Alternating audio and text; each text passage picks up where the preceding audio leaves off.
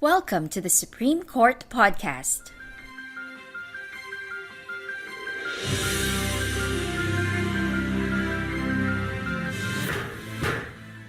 All opinions expressed in this podcast do not reflect the views of the Supreme Court.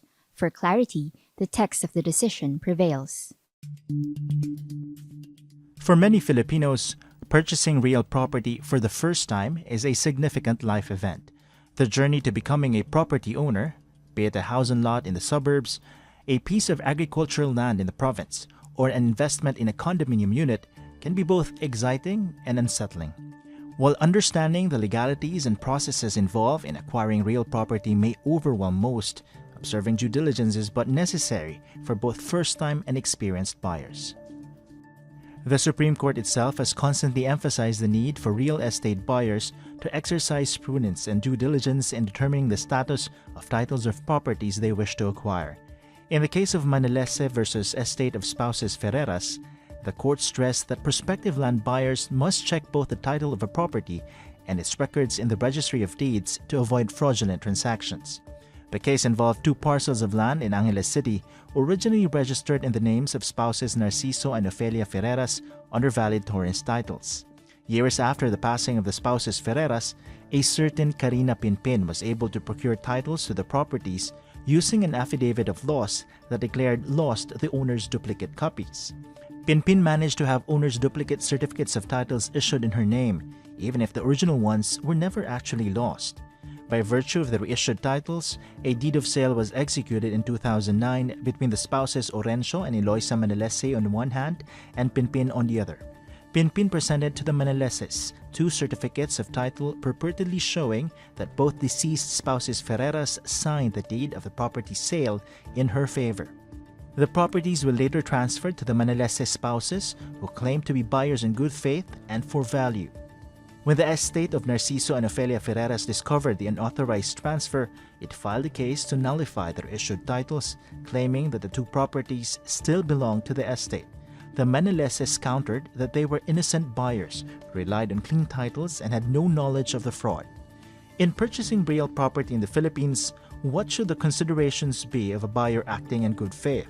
How do the courts apply the principles of good faith and innocent purchaser for value in disputes involving sale of real properties? How important is the observance of due diligence when it comes to protecting one's right as a real property buyer? Hi, I'm Atty. Mike Navallo, Supreme Court Chief Communications Officer. It's the 21st of November 2025, and today we talk about land titles and what buyers should do before purchasing lands within the context of the case of spouses Orencio Manalese and Eloisa Manalese versus the estate of the late spouses Narciso and Ofelia Ferreras, GR number 254046. This case was penned by Supreme Court Associate Justice Alfredo Benjamin S. Caguioa and decided by the Supreme Court 3rd Division on November 25, 2024. And joining us again is Court of Appeals Associate Justice Jose Lorenzo R. de la Rosa, a member of the Remedial Law Department of the Philippine Judicial Academy. He used to be a presiding judge of a family and exclusive land registration court in the City of Manila. Hi, Justice Jolo. Welcome back to the Supreme Court Podcast. Good day to you, Attorney Mike. Thank you for having me again. All right. Thank you, Justice. Let's talk about this case of Manalese versus Estate of Spouses Ferreras. There was a dispute here which involved a reissued or reconstituted title. But what's a reconstituted title, and how is that different from the original title or the owner's duplicate? Actually, it's good you ask, no? Because in my experience, there's a tendency to interchange both concepts. So technically, when we speak of reconstitution, okay, it is the reconstitution of title on file with the RD. So we note now that your transfer certificates of title, you have an owner's duplicate copy. Yes. And you have a copy on file with the RD.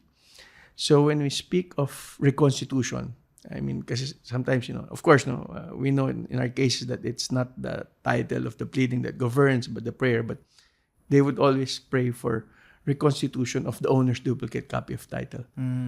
But really, technically, when we speak of reconstitution, we are only referring to what? The reissuance of the title which was on file with the RD, which may have been lost, may have been destroyed, cannot be located. On the other hand, if an owner loses his or her owner's duplicate copy of title, it should really be a petition for issuance of owner's duplicate copy of title or petition for issuance of a new owner's duplicate copy of title. So technically, reconstitution will only come in if the original records in the Register of Deeds are lost, like maybe in the case of a fire. If the title on file with the RD is lost. Okay? If allow me, Please go ahead. For the benefit of your listeners. So the title, and since you mentioned fire, it just reminded me of two types of reconstitution. So again, reconstitution, what is lost?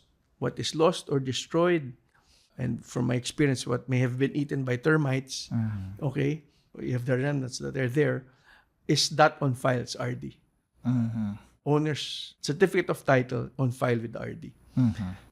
We have two types of reconstitution, and of course, reconstitution governed by your Section 10 of your Property Registration Decree, PD 1529, and your Section 110 has been amended by Republic Act 26. So you have two types of reconstitution. You have your administrative reconstitution, and you have your judicial reconstitution. So administrative, it is with the Register of Deeds, it is with the LRA, which will cause such reconstitution. When you speak of judicial reconstitution, it is you file a petition with the court. So administrative reconstitution is allowed if there was a significant loss of titles on file with a particular RD. So it may have been lost through fire or inundation, flooding, or any force majeure as determined by the administrator of the LRA. So we've had that instance, some case law will tell us, like in Quezon City, there was a fire. I think some case will tell us lost because of the effects of World War II. So significant. And when we speak of significant, it's significant in the sense that no less than 500 titles were lost, and at least 10%. Right. If it doesn't meet the criteria, you have 200 lost, maybe 499. They have to file for a petition, judicial petition, for reconstitution of title. And this will be on an individual basis, individual title. Yes, and this is with the courts, these are with the regional trial courts. Jurisdiction is not, there's no more one exclusive land registration court by provision of PD 1529, Section 2.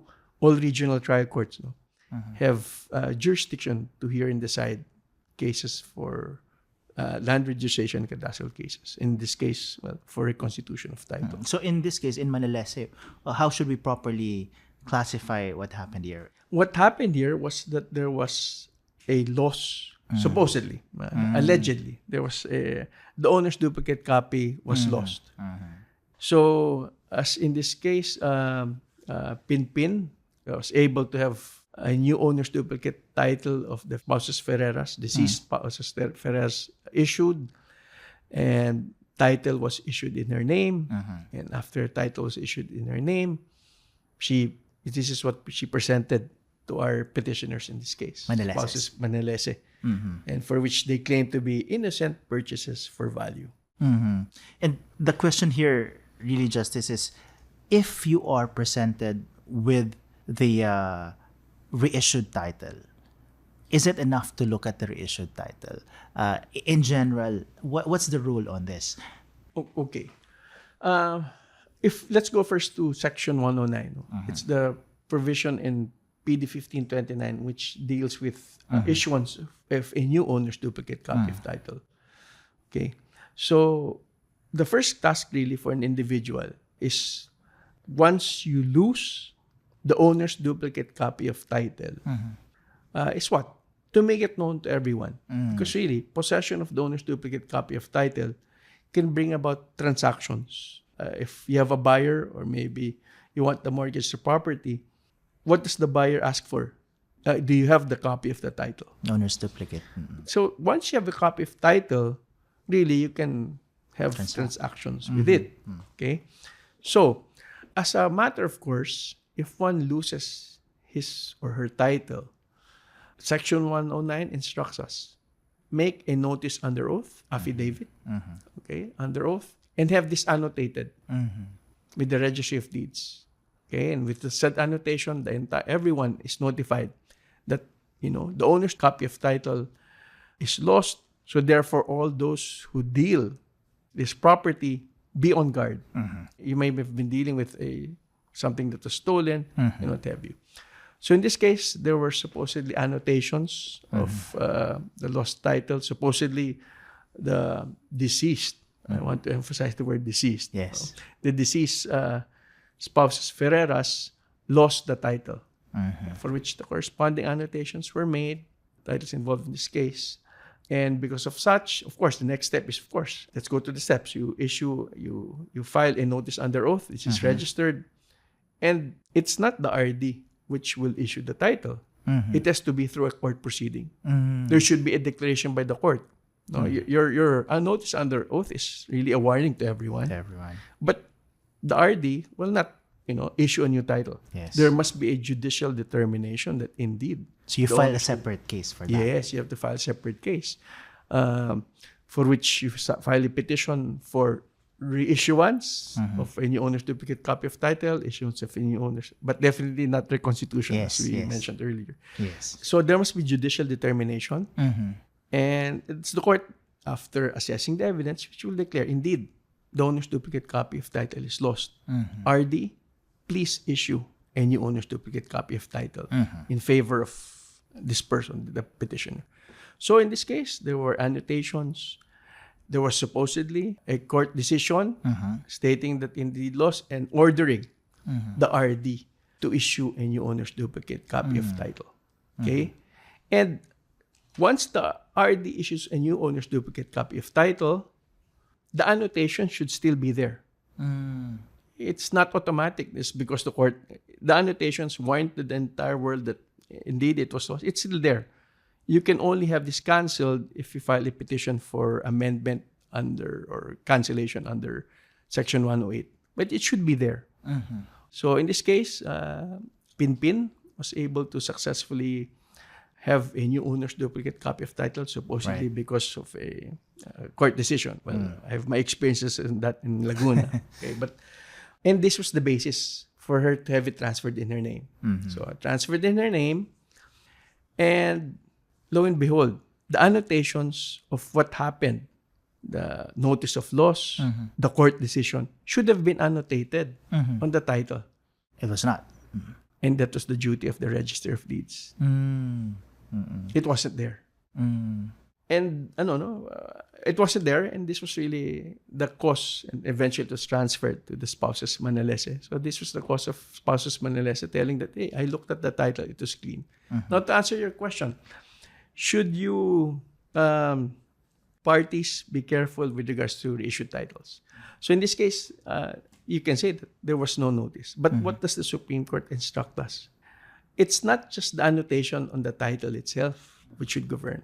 Okay, the diligence that is now required is what? Before, kasi old cases, it's whether you look at the registration book or the title itself. And since I'm Supreme Court, it's not really or. But good diligence tells us that what? You look at the title and you look at the registration book.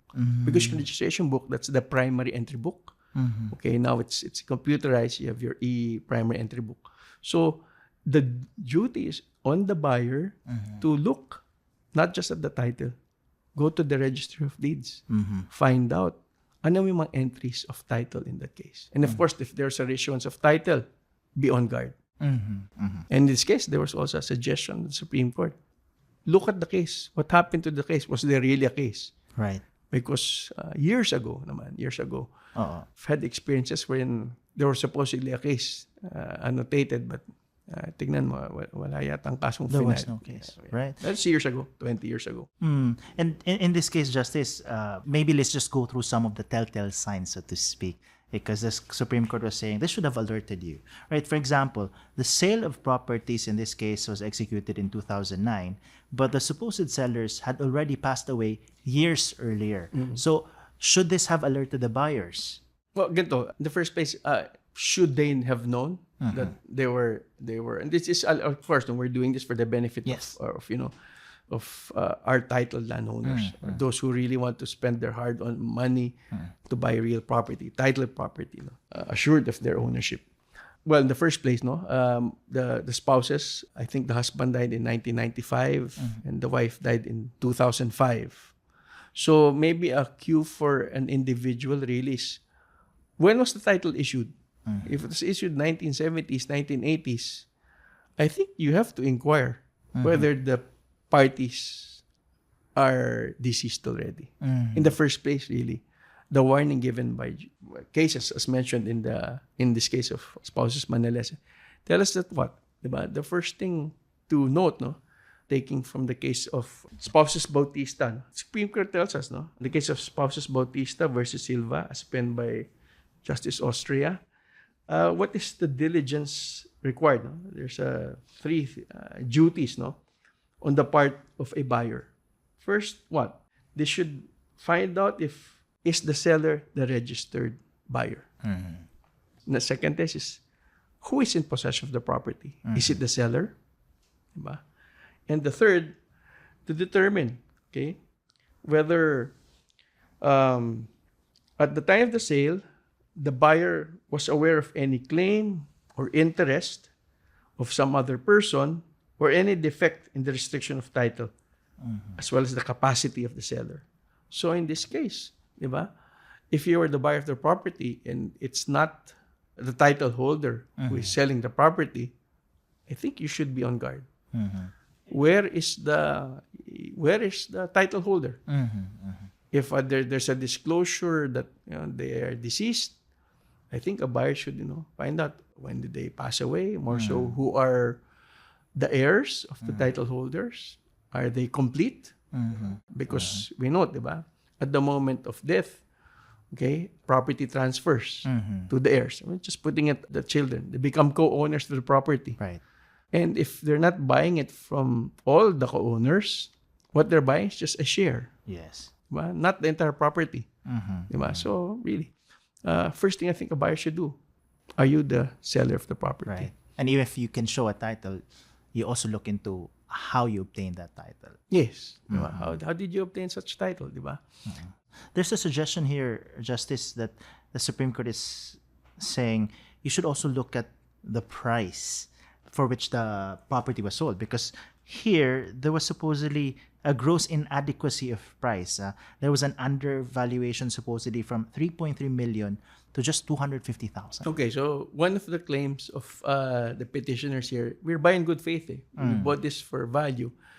And this was an indicia on the part of the Supreme Court telling us that the value for which you have bought, Pinpin claims that she bought the property for about 250,000, thereabouts. And the petitioners here claim, including the deposit, they bought the properties for about 3 million. 3.3 million. 3.3 million, inclusive, a total of 3.3 million. So, really, if you were the buyer, if you were the spouses Manalese, wouldn't you think, why did you buy it? It's something that the Supreme Court, you should have inquired. Why did you buy it for 250 and yet you're selling it for 3.3? Almost 10 times the value of the property. And there was an excuse here, and this is something that's interesting, Supreme Court, in quoting the case of Kusi. What does it tell us? There's a practice, I'm sure you may be aware of this. When some individuals buy property, they have sometimes two deeds of sale. Where there's a one with lesser value. Of course, they presented here assessor showing that it's worth 550,000, but eventually, I think the trial of the case, there's an admission that, or it came out, it's a finding here in this case, that they did so to avoid tax liabilities. That's the practice here, and I think this is a good warning for your listeners. To avoid payment of taxes, let's state in this deed of sale that a lesser amount, and ultimately maybe have another deed of sale, or we have something that's not yet in the paper. This is how much I'm actually going to pay. Is this an indication of good faith?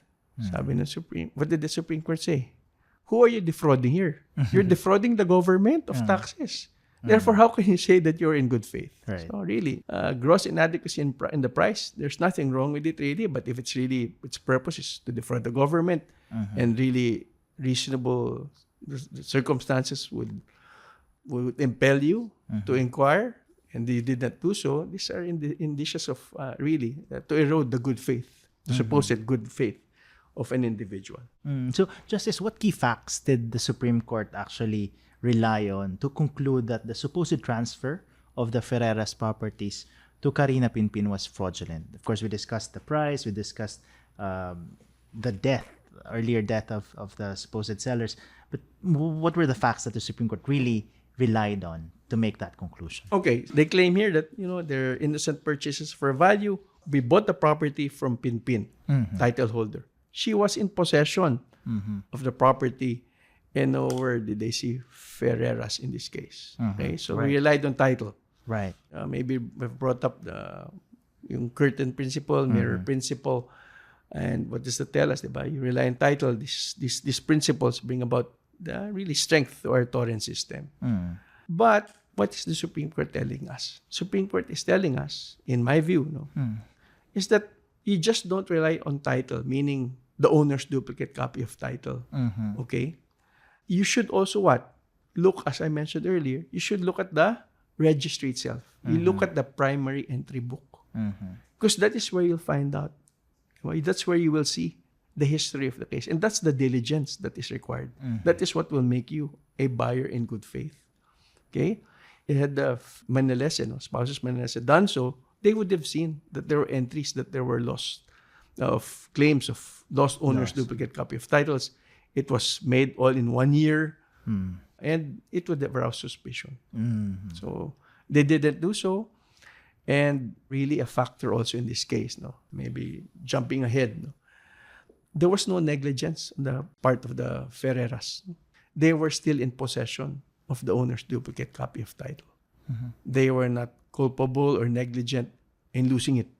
So this really militated against the spouses Manalese. Had they checked? It was never lost. The owner's duplicate copy was never lost. Maybe just to put things in context. The owner's duplicate copy of title was never lost. It was always in possession of Ferreras. And there was just a fraudulent claim on the part of Pinpin that it was lost. Diba? So, really, for me, pardon me, if the court did its diligence, in this case, supposedly there was a decision. Just put it that. So if the court did its diligence, it will just find out that it was never lost. And it could have prevented this. Well, but what's nice with this case is that we learn lessons. But yeah, right. But the hassle, diba? And certain, we want you as a buyer, you want to be assured of your title over the property. But also interesting here, Justice, is the role of the Registry of Deeds. Yes. Because the Supreme Court said that the circumstances should have alerted the Registry of Deeds to conduct the necessary investigation and examine its records. What institutional safeguards failed here, and what responsibility does the Registry of Deeds have in protecting the integrity of the torrent system? And what are also the limitations to what it can do? What's interesting in this case, certain attorney Manikis was the supposed Register of Deeds. And if I'm not mistaken, a Register of Deeds must be a member of the bar. Okay? The fact that they are members of the bar, they should comply with the law. Diba? They should ensure the strength. They should really put forth and put strength to our torrent system. In other words, no foolishness on their part. No unwanted dealings on their part. You are members of the bar. And therefore, you're bound, as we all are, by our code of professional responsibility and accountability. Okay? In this case, our Register of Deeds did not put the annotations on the newly issued titles. Had he done so, which he should have done so, then really, everybody would have been forewarned. Manaleses could have been alerted. Yes, they would have been alerted.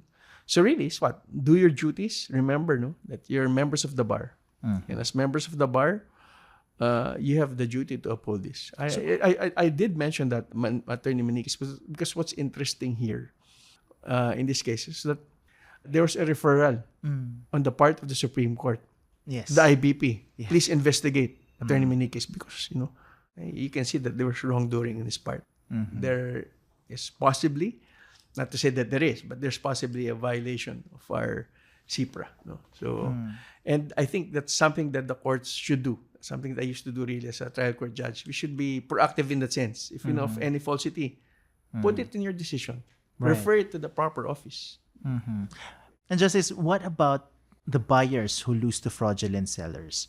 What remedies do they have? I mean, they can file for action for damages? Yes, I think they can definitely file for action for damages. No? And of course, reimbursement, if you think of it, no? From the fraudulent seller. And we're talking about fraudulent seller here. So I think there are also possible criminal cases. Maybe, possibly estafa. If there was any falsity, for me, any falsity in the notice of loss, that could be perjury. That's a material falsity under oath. If there was indeed a court case and there was testimony as to supposed circumstances surrounding the loss of the owner's duplicate copy of title, that's, again, false testimony. Again, subject to criminal cases. What the buyer can also do, part of one of the principles, we have 3 principles which would bring about indivisibility of our tolerance system. We have the mirror principle, the curtain principle, as discussed, of course, and we also have the insurance principle. Okay, under PD 1529, we have the assurance fund. So if there's any negligence or fault on the part of the Land Registration Authority bringing about titles, then individuals can claim from such assurance fund. On the part of the judges, Justice, how should they handle petitions for reissuance of a lost title when the proof of loss is questionable? Okay, I guess in this case of Manalese, and as it quoted other decisions of the Supreme Court, in the sense, it's the same reconstitution, reissuance of title. In this sense, also, I can also say that both for reissuance of owner's duplicate copy of title or reconstitution of, judges should be extra vigilant. We have guidance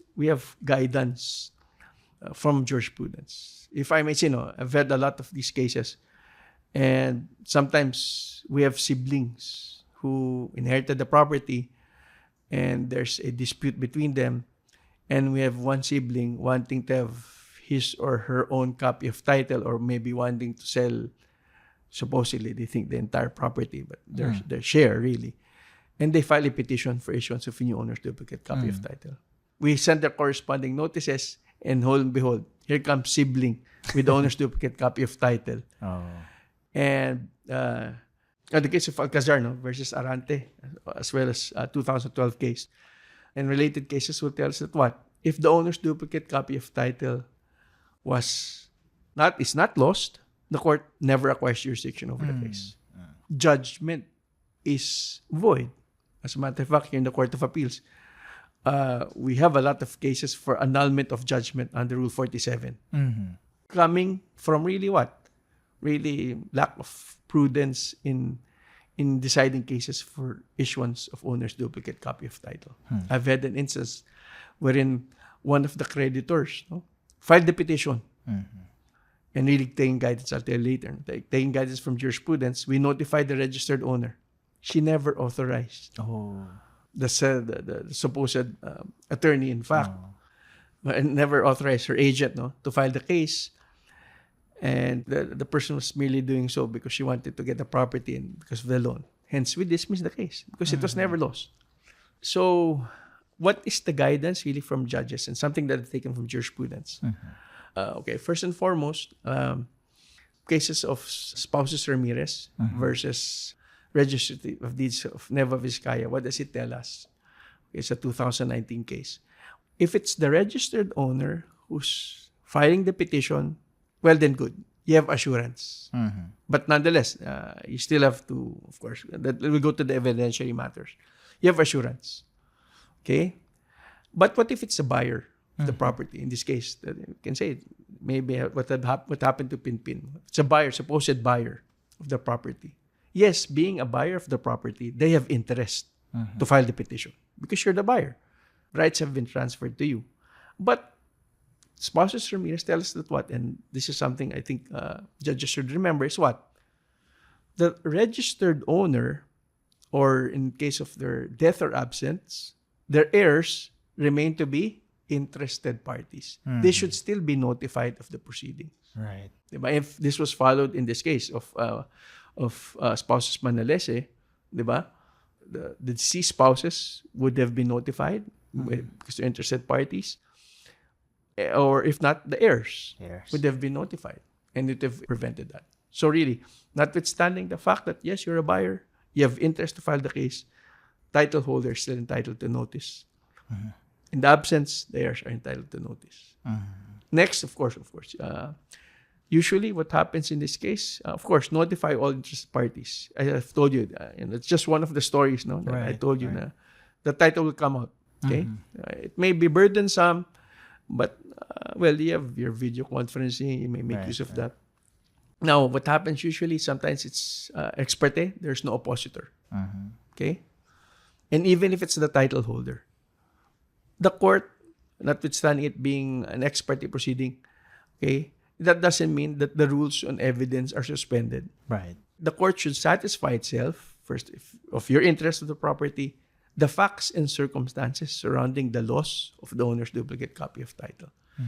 Okay, if they do so, then by all means, issue. If you don't, then deny it.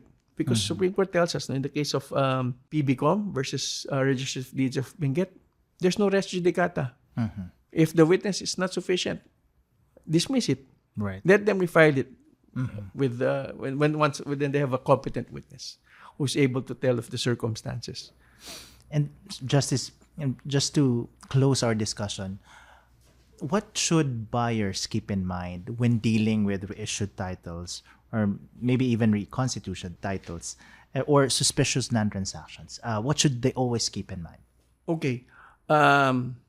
Let's go first to a buyer. Okay, you're parting with hard-earned money. Diba? And you're doing this, as maybe part of investment, something to leave to your children. Do not let excitement, overtake the necessary prudence. Okay? Let's go through what the Supreme Court tells us. Are they the buyer? Are they in possession of the property? Are there circumstances which would arouse suspicion? Okay? And will this go to the Registry of Deeds? In this case, go to the primary entry book.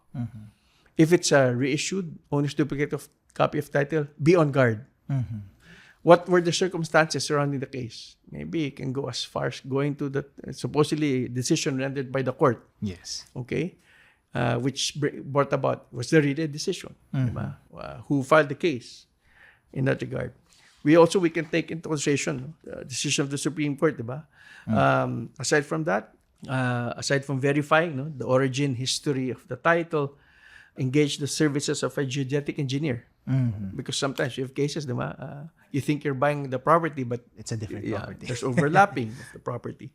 Who is in possession of the property, right?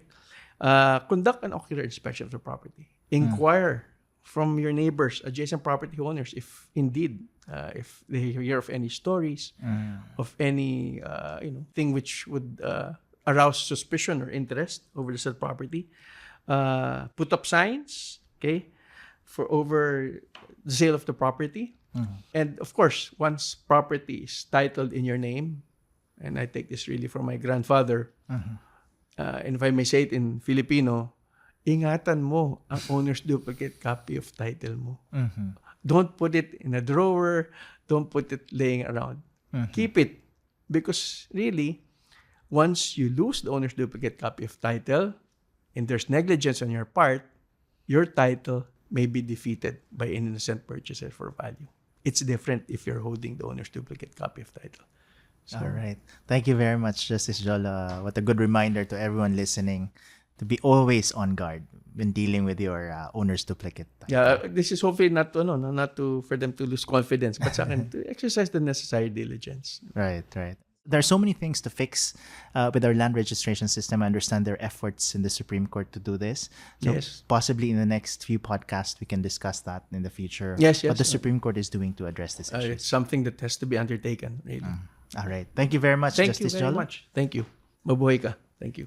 If you wish to read the full text of the court's decision, please visit the Supreme Court website or the Supreme Court e-library and search for Spouses Orencio Manalese and Eloisa Manalese versus Estate of the late spouses Narciso and Ofelia Ferreras, GR number 254046. Here's Stiff Atendido Beltran, Supreme Court Information Officer, for this week's updates.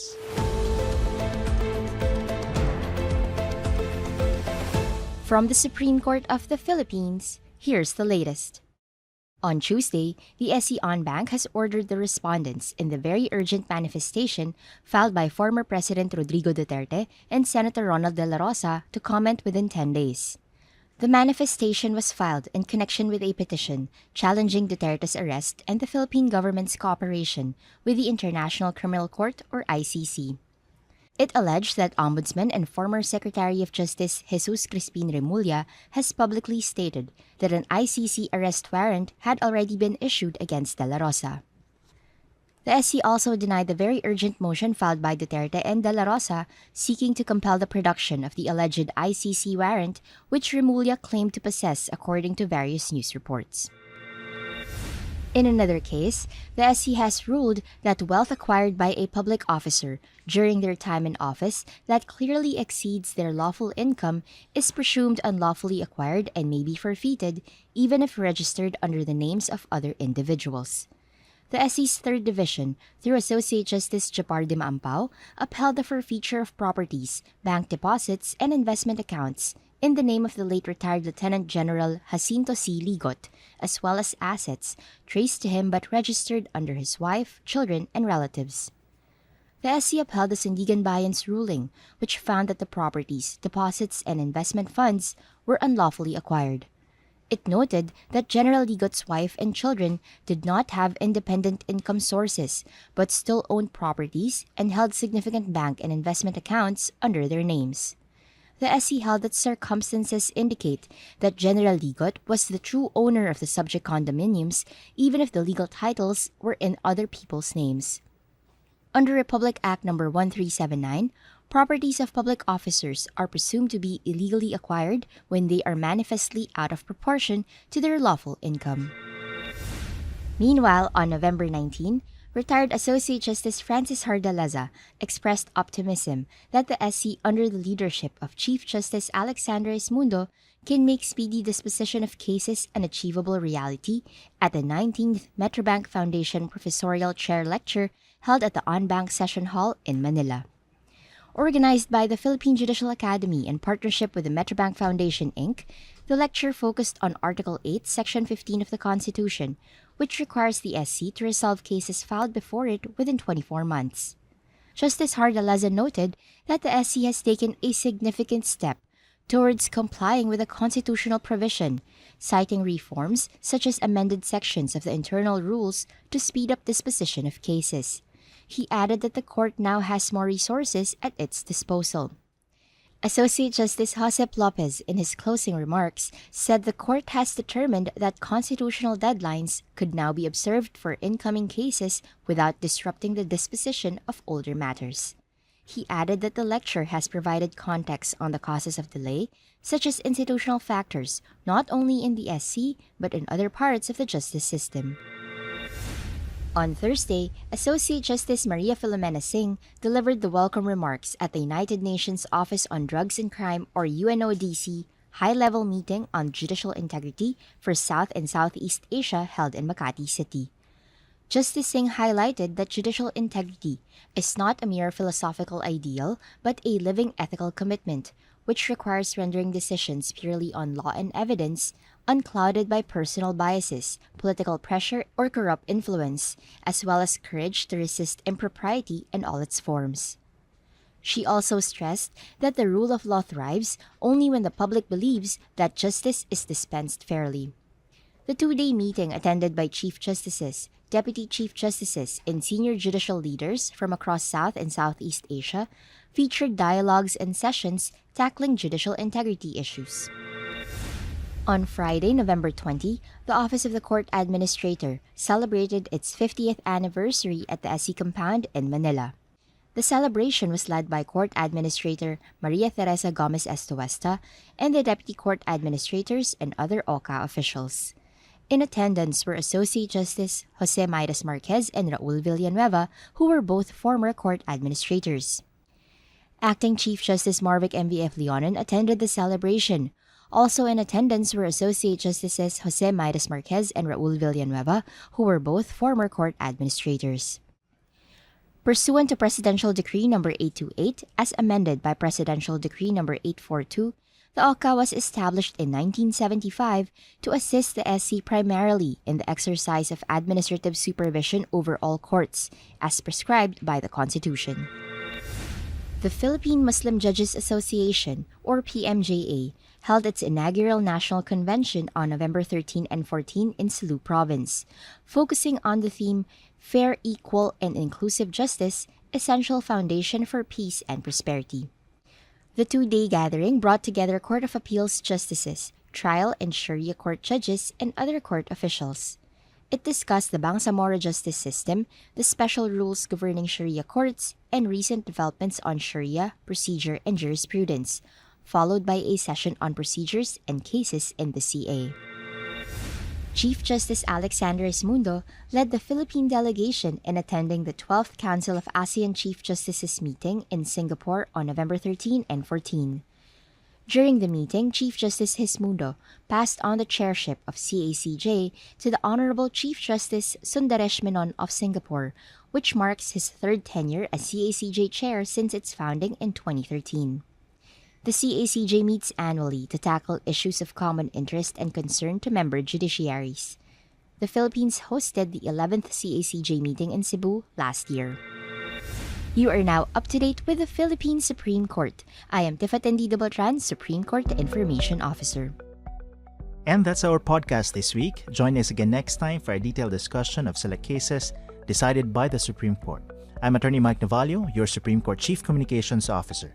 You can catch this podcast as well as previous episodes on the Supreme Court Public Information Office's accounts on Facebook, YouTube, Spotify, and Apple Podcast.